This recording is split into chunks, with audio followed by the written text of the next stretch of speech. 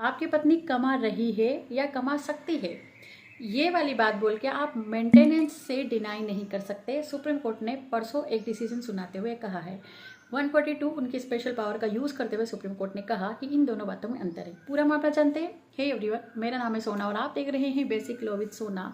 तो एक मामला सुप्रीम कोर्ट के सामने आता है जिसमें पति जो है ये कहकर कि मेरी पत्नी सक्षम है, कैपेबल है और वो पैसे कमा सकती है और अच्छे कमा रही है, तो यहाँ पर मेंटेनेंस नहीं मैं दूंगा। और दूसरी बात वो बोलते हैं कि मेरी जो सैलरी है बहुत कम है।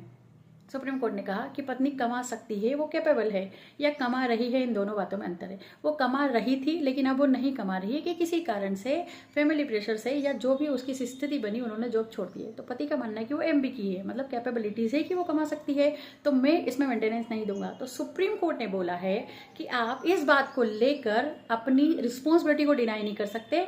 पत्नी आपका जो है सामाजिक कर्तव्य है और आपको इस रिस्पॉन्सिबल बनाता है कि आप अपनी पत्नी का भरण पोषण करो, खास करके जब बच्चा इन्वॉल्व हो। तो कभी कभी जो है सुप्रीम कोर्ट अगर पत्नी कमा रही होती है तो जो मेंटेनेंस है वो कम कर देती है या डिनाई कर देती है, सिचुएशन पे क्रिएट करता है। लेकिन जब पत्नी नहीं कमा रही है, किसी कारण से वो डिप्रेशन में है या फिर उसने जॉब छोड़ दी है या पारिवारिक स्थिति उसकी ऐसी थी कि वो जॉब नहीं कर रही, तो यहाँ पर, और बच्चा भी इन्वॉल्व है, तो यहाँ पर सुप्रीम कोर्ट ने बोला है कि आपको 40,000 रुपये पर मंथ जो है अपनी पत्नी को देना है और आप अपनी रिस्पॉन्सिबिलिटी से डिनाई नहीं कर सकते। तो ये एलिमनी और मेंटेनेंस में बड़ा फैसला आया।